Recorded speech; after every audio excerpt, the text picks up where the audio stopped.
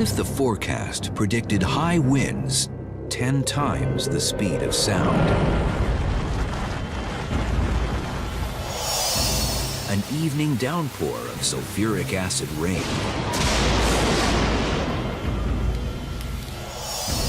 Or a hurricane 2 times the size of Earth, lasting 300 years. This is not the stuff of a science fiction movie. These are actual weather reports from around the universe, and it's Earth's weather to the extreme. We are counting down some of the biggest, baddest, weirdest, and wildest weather the universe creates. Fasten your seatbelts, it's gonna be a bumpy ride. This is the universe, wildest weather in the cosmos.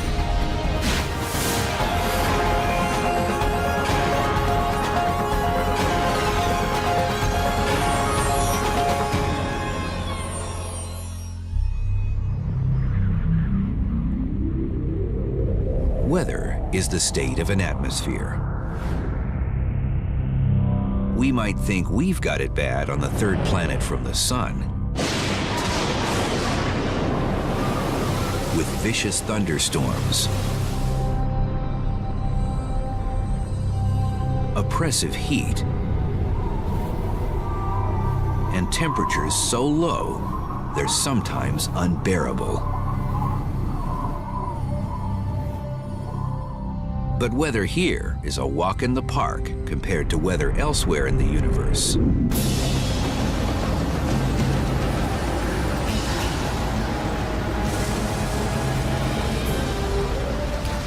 Rain, wind, and storms take on a whole new and strange meaning. And while the mechanics that power these weather events are strangely similar to Earth's, the results are terrifying to contemplate.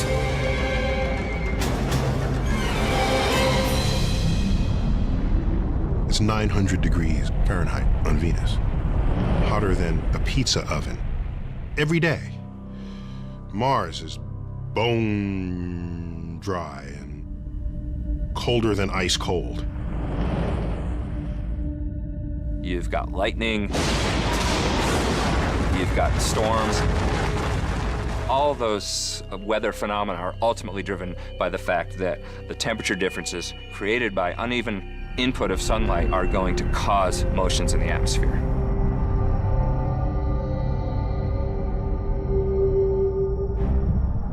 Perhaps the answers to Earth's ultimate fate lie in the great unknown of space. And we're counting down the most extreme weather the universe has to offer. You want to learn about which way our planet can turn climactically? Have a look at some neighboring planets within our own solar system. Scientists know all weather starts with one thing: heat. Heat is a catalyst that creates winds.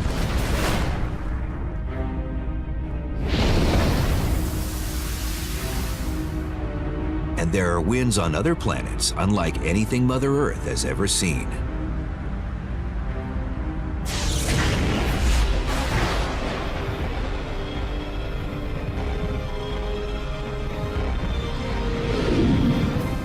Jupiter is a monster planet. If you add up all the planets together, they would not total the gigantic planet called Jupiter.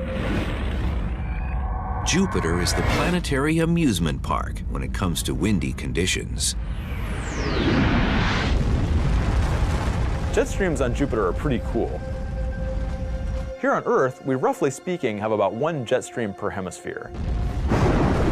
Jupiter is different. Jupiter has about 30 jet streams. These are associated with the cloud bands.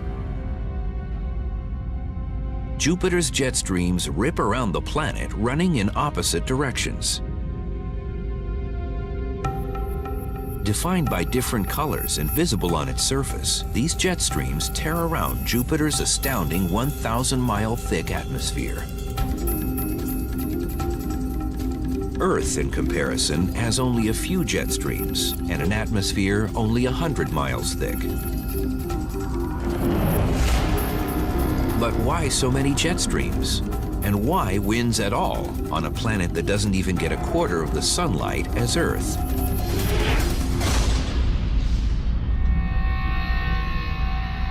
One theory suggests these winds are a direct result of this hot planet just trying to cool itself off. Jupiter's a huge planet, over 300 Earth masses, and it formed with a huge amount of heat. And it's so big that it's still trying to get rid of this heat of formation. This constant release of heat slowly rises into Jupiter's atmosphere and collides with cooler air. Like Earth and her need to balance hot and cold streams of air in high and low pressure systems, Jupiter also struggles for normalcy. That energy then is used to drive the various storms and winds in the upper atmosphere of Jupiter. The jet streams on Jupiter are really ferocious. They go at several hundred miles per hour. And there's a lot of gas zipping along this stream. But unlike on Earth, the jet streams are pretty stable. On Earth, it's rare for surface winds to reach over 200 miles per hour. The jet streams on Jupiter reach speeds exceeding up to about 300 miles per hour. That's really fast. And you can't get out. You're trapped inside the jet stream. Traveling through Jupiter's equatorial jet stream would be like a roller coaster ride from hell. It's like this continuous, never-ending roller coaster ride. I love it!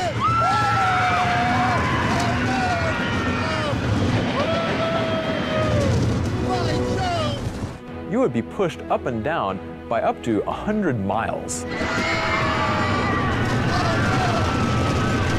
This is huge. It would lead to a much greater change in pressure than going from the Earth's surface up to the top of Mount Everest.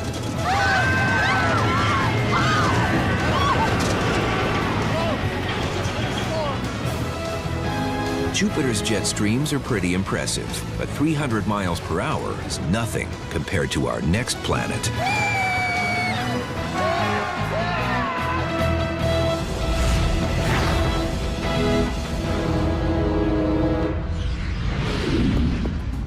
At first glance, Neptune is the last place scientists expect to find wild weather, let alone vicious winds. Heat is not in abundance on this chilly planet. Neptune is frigid cold. Neptune only absorbs 0.1% of the sunlight that Earth does. Up until 1989, Neptune was considered, well, boring. Sitting far away from the sun and having an orbit of 165 years, scientists didn't believe much was to be discovered on the blue planet. A visit from Voyager 2 changed all that.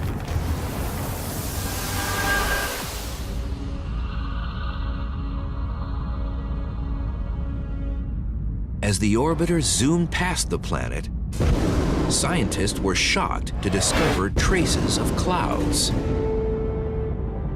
Most surprising, these clouds were traveling around Neptune at ferocious speeds. Something was carrying them, but wind so far away from the sun? Neptune is the windiest planet in the solar system. Winds blow on the surface of Neptune over 1,000 miles per hour. Imagine that, breaking the sound barrier every time you simply look up and the winds blow past you. Scientists estimate winds reach up to 1,500 miles per hour, depending on weather conditions and storms that develop. A major unsolved puzzle in our solar system is the fact that the wind speeds on Neptune are actually much faster than those on Jupiter, despite the fact that Neptune receives only maybe 4% of the sunlight that Jupiter does. This lack of sunlight, or heat, completely contradicts what scientists know about how winds develop here on Earth. You might think that the stronger the sunlight, the stronger the winds would be. This is obviously not true when comparing Earth to Neptune, since Earth's winds are typically maybe 30 miles per hour, whereas those on Neptune reach 900 miles per hour.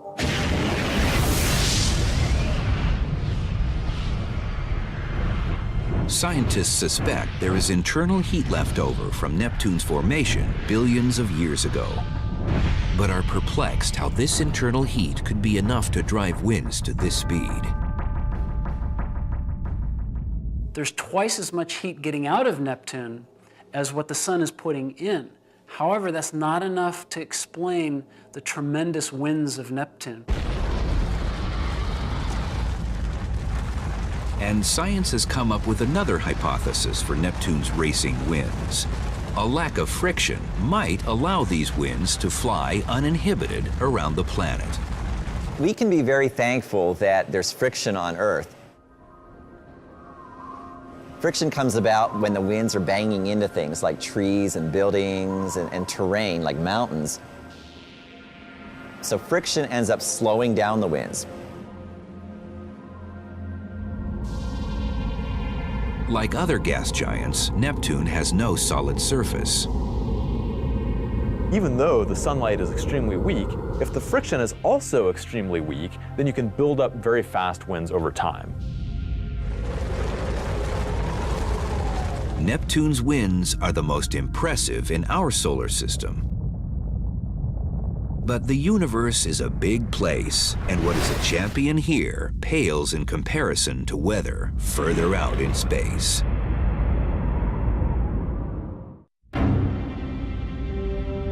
Perhaps the most exciting discovery in planetary science are the most amazing winds we could hope to never experience.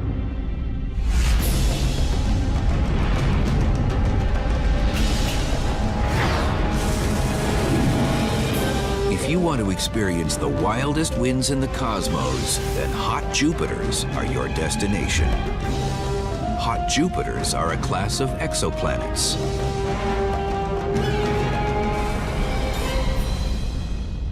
It's definitely not a place you want to be. It's much, much worse than Neptune. It's much hotter, the winds are much faster, so if you want a nice kind of calm place to set up shop, you'd probably be better off going with Neptune. These guys are definitely much, much worse.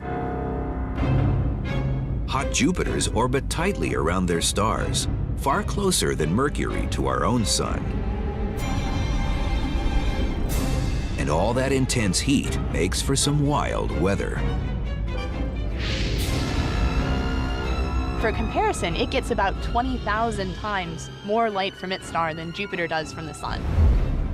The temperatures on these planets are enormous, at between 1,500 and 2,000 degrees Fahrenheit or more. Some hot Jupiters are tidally locked, a gravitational effect that leads them to show the same face to their star at all times. You've got one side of this planet that's being just blasted with light from the star all the time, and so you would expect that to be very, very hot. But at the same time, you've got this night side of the planet that never sees any light from the star. So, perhaps that night side is actually quite cold. Taking hot Jupiter's temperatures, scientists measured how much light is eclipsed from the planet as it passes in front of and behind its star during its orbit. So they actually glow relatively brightly at infrared wavelengths. So if you want to take the temperature of a planet, you want to look at these infrared wavelengths. You want to measure the heat they're giving off. But the temperature difference between the day side and night side was virtually the same. This was astounding considering the extreme situation. Something was transferring the heat from the day side to the night side, but what?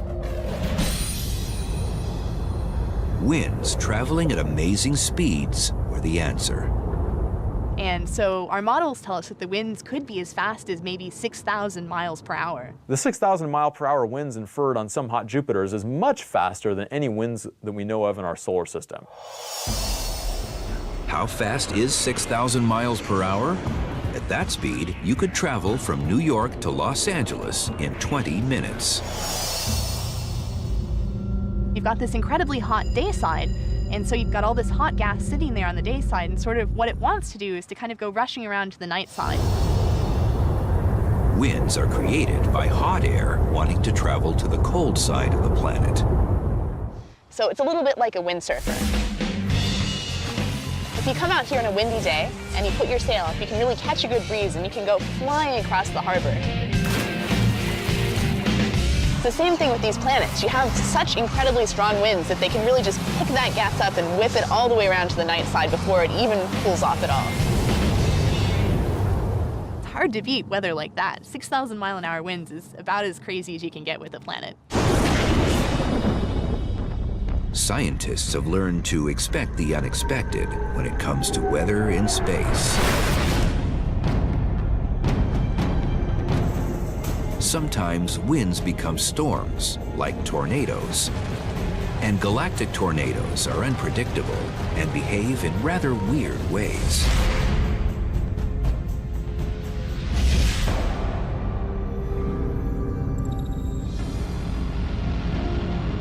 Recently, a tornado of epic proportions was discovered in space.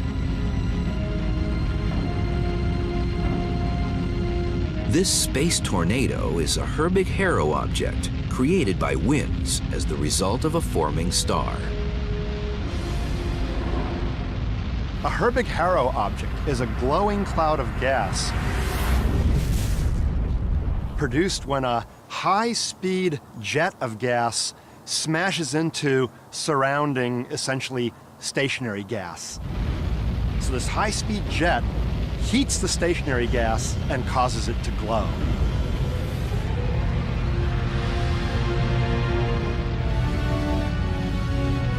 This object would easily be #1 on the list of wildest tornadoes in the universe, except for one important fact.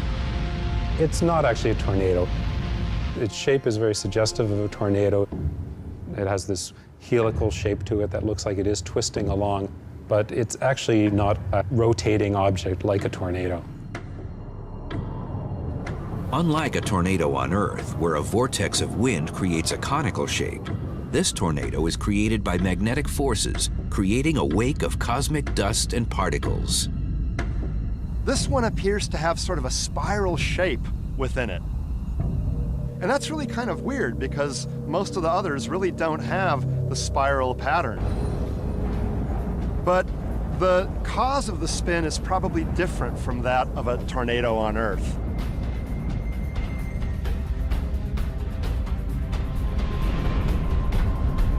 #2 on the galactic tornado list is much more like tornadoes we find at home, and it's a towering presence.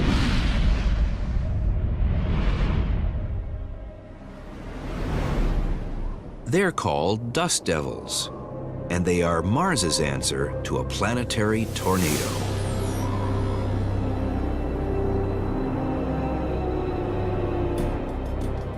Dust storms on Mars are pretty cool. There are thousands of local storms that occur every Mars year, meaning dust clouds that are opaque and maybe tens to hundreds of miles across and a few miles tall. Often referred to as the red planet, Mars is a dusty and dismal place. Its surface is covered by sand. Apparently, there is no liquid water on the surface. And in this dusty terrain, when the sun rises, trouble starts. Dust devils can be hundreds of yards wide and a half-mile or more tall, spinning 70 miles an hour across the surface. And they have similarities to Earth's own tornadoes. As far as the basic forces inside a dust devil, they're pretty similar to in a tornado. They're both thin vortices that rotate and are low-pressure centers, yet a tornado is much, much stronger, often by an order of magnitude in wind speed.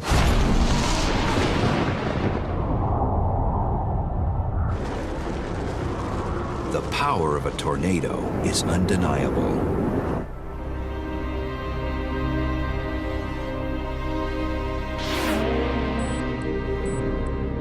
And scientists at Iowa State University can't seem to get enough of these violent storms.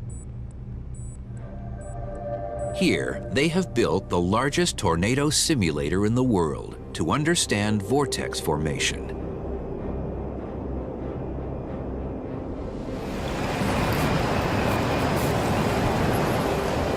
Understanding the power of a tornado on the small scale here might lead scientists to understand these beasts on a grander or even galactic scale. Scientists use dry ice and packing peanuts to observe vortex behavior. There's a 6 feet diameter fan on top of me, as you can see, which produces the suction, and the flow goes up and comes through the outer duct, and it's rotating, and then the flow converges to the center and again goes up. And as it's going up, it produces the vortex of a certain size, which we can control. Combined, these elements perfectly mimic the formation of a vortex as it swells from its base and grows to a funnel. Scientists know that just like tornadoes on Earth, dust devils form from the ground up. Sunlight comes down and heats up the surface, and that heat needs to be convected away by hot blobs of air. As these hot blobs move away from the surface, air is drawn in, and just like an ice skater pulling in her arms, that air spins up, moving faster and faster, and with those higher speeds, kicks dust up into the atmosphere. As this hot blob of air moves away from the surface, the dust devil will become taller and stronger, reaching altitudes of several hundred meters or more and widths of typically 100 meters, and will get stronger as dust continues to be injected into its interior. And then the dust devil will move off into the distance. However, if a future space colonist was trapped in a Mars dust devil, it wouldn't be fatal. The atmosphere on Mars is very thin, so the wind could be blowing on you and you barely feel it. The pressure on you would be relatively low.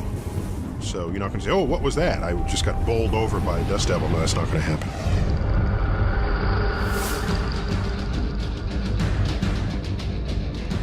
The final galactic tornado event on the countdown is a true mystery, and it turns theories behind tornado formation upside down.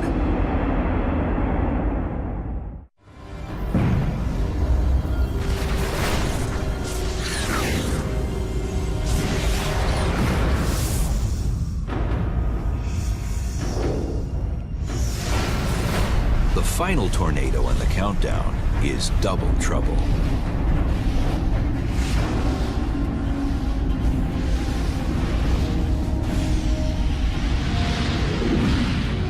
Venus, once viewed as a romantic planet, has some truly horrific weather conditions. Oppressive heat, the greenhouse effect gone amok. This is one planet that is constantly trying to cool itself off with no success.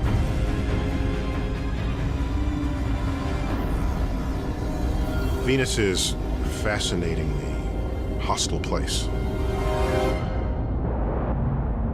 It's so hostile that even our machines that we send there, they work for like a few minutes, and then the components melt. As a result of this constant heat, storms are always present on Venus, and this makes for one of the most interesting vortex events ever observed. There's a giant, upside-down, twin tornado permanently existing at the pole of Venus. Ever since the Venus Express orbiter sent back magnificent images of Venus, scientists have struggled to understand the twin vortexes running upside down at her south polar region. In a sense, it's an upside-down tornado because the air is funneling from the top part of that spiral down towards the ground, whereas a typical tornado on Earth, you think of the air kind of rising up the funnel. And the strange thing is that it's a double vortex. That is, picture two giant tornadoes sort of rotating around each other, and you can see the two lobes, the two halves of it here. Scientists believe the vortexes are a result of heat transfer in the atmosphere, Heat rises at Venus's equator, then sinks at the coolest section of the planet. Like a bathtub draining where the water is, that flow is concentrated on the drain and it leads to this spinning motion.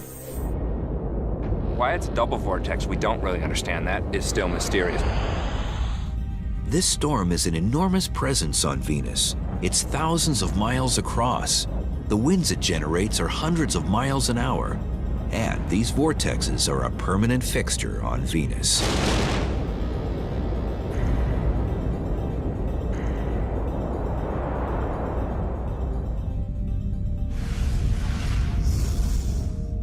Weather takes many strange forms in space. Even rain.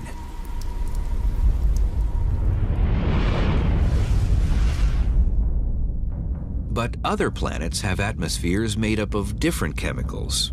In turn, rain is formed from ingredients that would be lethal to humans. And these toxic rains are some of the worst you'll find anywhere in space.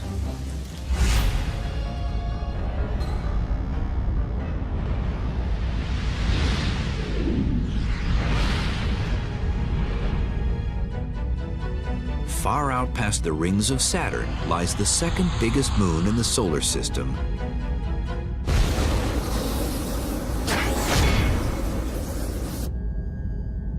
Titan.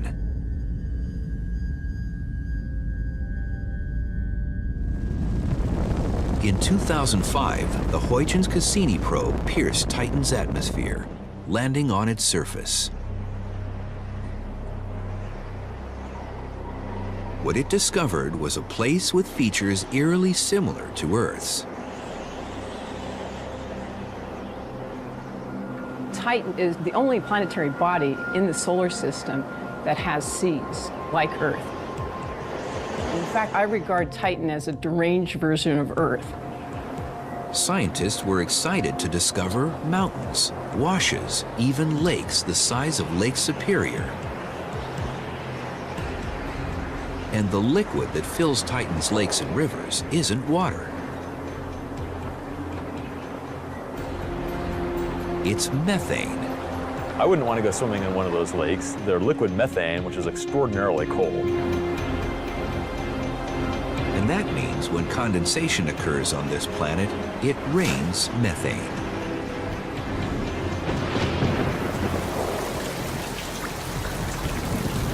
Rain on Titan isn't an everyday occurrence. In fact, scientists have only witnessed cloud formation a few times. But the evidence is everywhere. Deep washes as a result of significant rainfall. Here we are in Tucson. It hasn't rained for days, and it doesn't usually rain, but occasionally it rains very strong.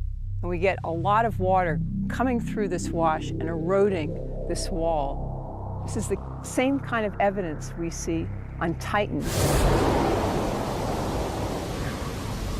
where usually it doesn't rain, but occasionally it produces phenomenal washes.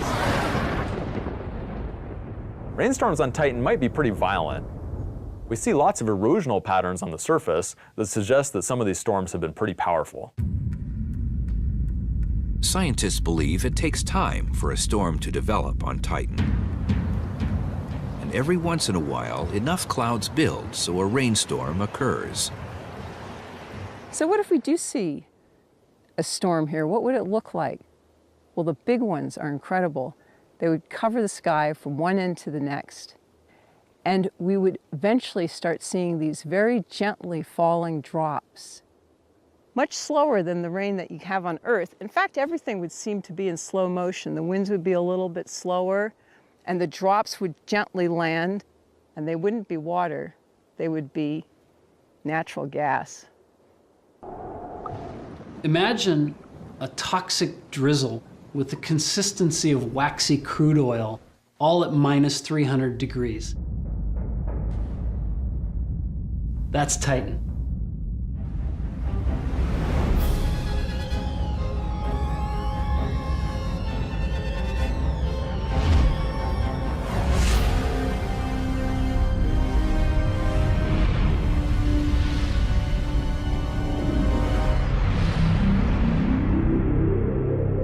Venus, there's never an issue with getting enough heat from the sun. With carbon dioxide forever trapped in the atmosphere, it has a greenhouse effect gone wild. All that heat creates condensation and clouds, thick with sulfuric acid. Here's the irony. Venus is named for the goddess of beauty. The source of the beauty of Venus is one of the most potent acids known to science. In other words, women are not from Venus. There seem to be storms and convection patterns that move around. There are places within those clouds that are very turbulent. Rainstorms on Venus happen 30 miles up from the surface in the cloud beds. And acid rain falls constantly. The thing about the acid rain on Venus is that it literally is battery acid. It's so strong, that acid, that it would eat through skin and do very nasty things. So whatever is left of your body would be burnt into a charred piece of powder by the sulfuric acid. But the final rain on the countdown is the most toxic, if not the most dangerous of all.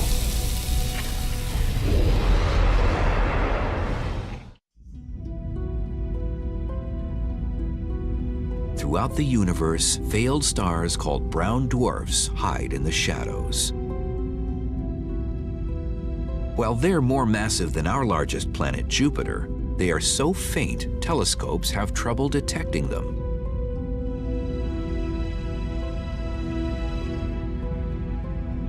A brown dwarf is a failed star. It's a wannabe. It's a ball of gas that never quite made it. You have to have a certain amount of gas before you get ignition and you get a beautiful star emerging. A brown dwarf just didn't make it. Despite being a failure as a star, temperatures on brown dwarfs are still pretty impressive. At over 3,000 degrees Fahrenheit. And unlike stars that are too hot to have weather, brown dwarfs have cooled enough to experience convection and condensation. At these temperatures, rain takes on a whole new terrifying meaning.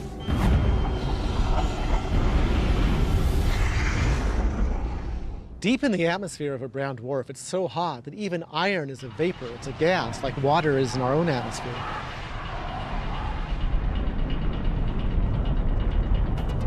As iron vapors rise up, they cool, solidify, and turn to sand. And the iron would start to condense, and you'd have clouds, big puffy clouds, except the clouds would be sand, boiling hot, 1,500 degrees. Because in a brown dwarf, you have something the size of Jupiter, but you've packed in 30 or 40 or 50 times the mass of Jupiter. The gravity is very high. It could be as high as 300 times the gravity we have on Earth. And so things can fall a lot faster. The high moving velocity of the sandblaster makes it a pretty good analogy for sand in a brown dwarf. In the atmosphere of a brown dwarf, the gravity is 300 times what it is here on Earth.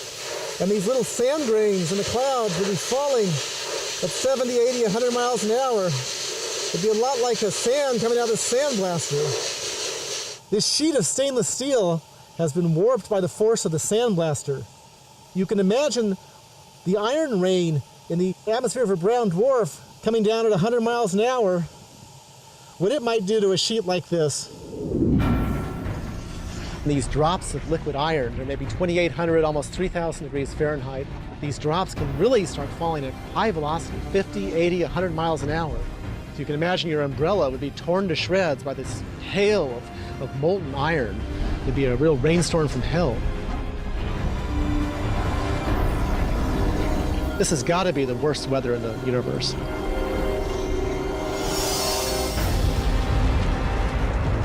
Heat, convection, condensation. The elements of weather. Alone, they cause spectacular rains, supersonic winds, and heat on other planets. Combine them, and incredible storms are formed.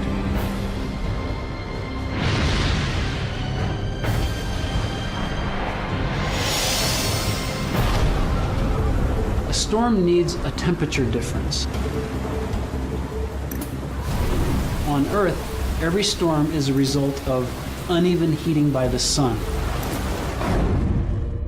The easiest example is the ocean is colder than the land.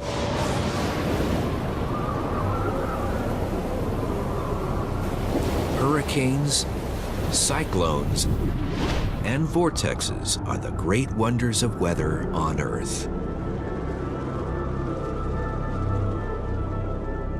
But also in space.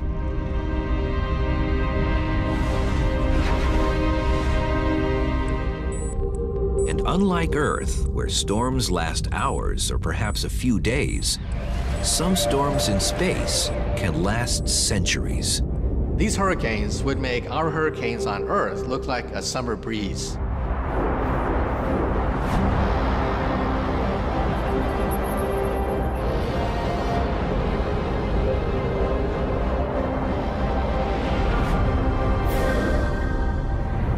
Neptune has the fastest winds in the solar system. But it also has a great dark spot. A mysterious hurricane-like storm that appears and disappears with no warning.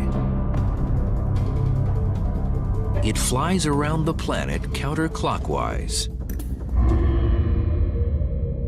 Discovered by Voyager 2, it's big, with black and blue features. It appears to be a fierce storm, about the size of Earth. Scientists don't know what causes it to form or why it's black. It's a mystery, like another storm in our solar system.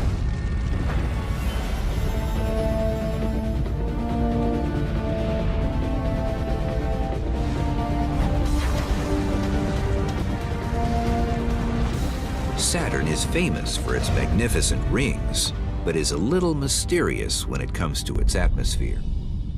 But sit back and wait 30 years, and Saturn will put on a storm so magnificent it would impress Mother Nature herself.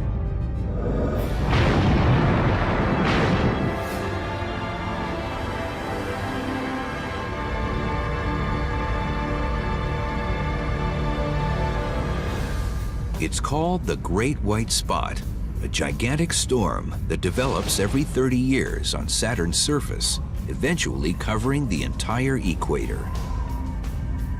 This is truly a planetary scale phenomenon, and we think it's a monstrous, monstrous thunderstorm. Scientists have observed the storm developing at Saturn's equator, where it receives the most heat from the sun.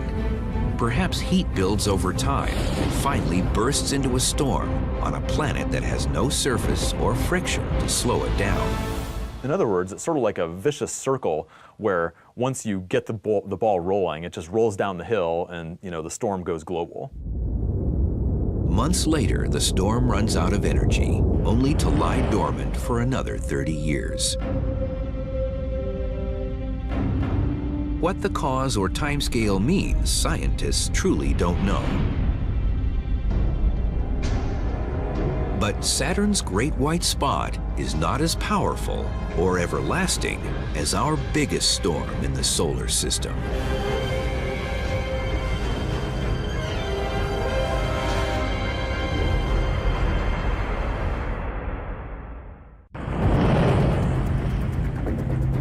Jupiter has long been a source of fascination for scientists when studying wild weather in space. And its great storm has been a feast for the eyes for centuries.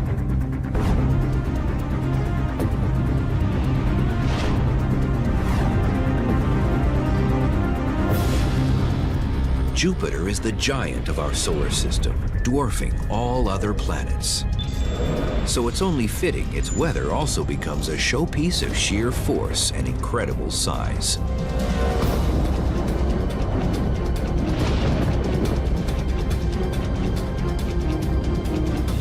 In 1664, the astronomer Robert Hooke noticed something strange about Jupiter. There was a pimple there, which we now call the Great Red Spot. It's been stable.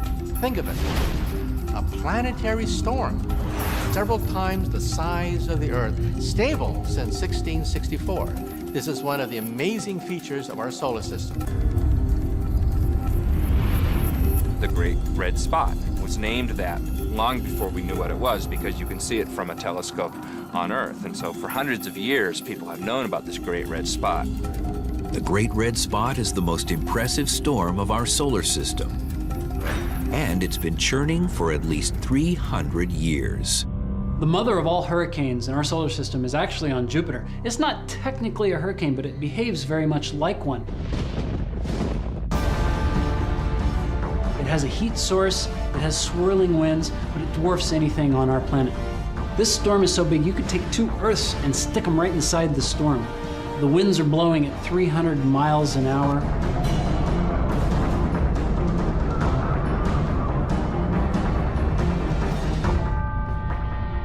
Both hurricanes and the Great Red Spot are giant vortices. In the case of hurricanes, they're a low-pressure center. The Great Red Spot is a high-pressure center. In both cases, there are high-speed winds circling the vortex.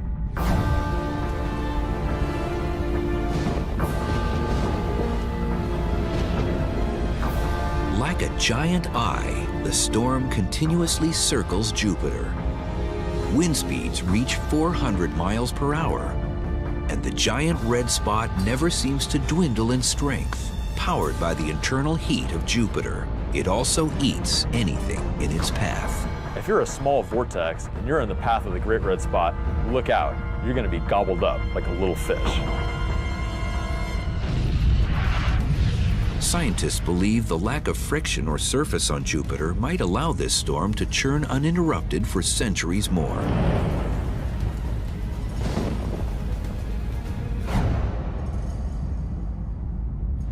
On Earth, because of the strong friction, when hurricanes hit land, they tend to fall apart in just a few days. On the other hand, the Great Red Spot has a lifetime of over 100 years. We don't really understand this in detail, but it probably means that the friction in Jupiter's atmosphere is very weak compared to an Earth's atmosphere.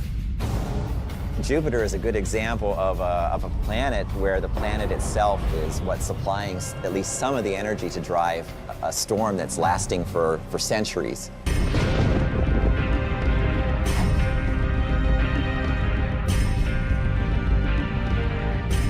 Weather, the state of an atmosphere.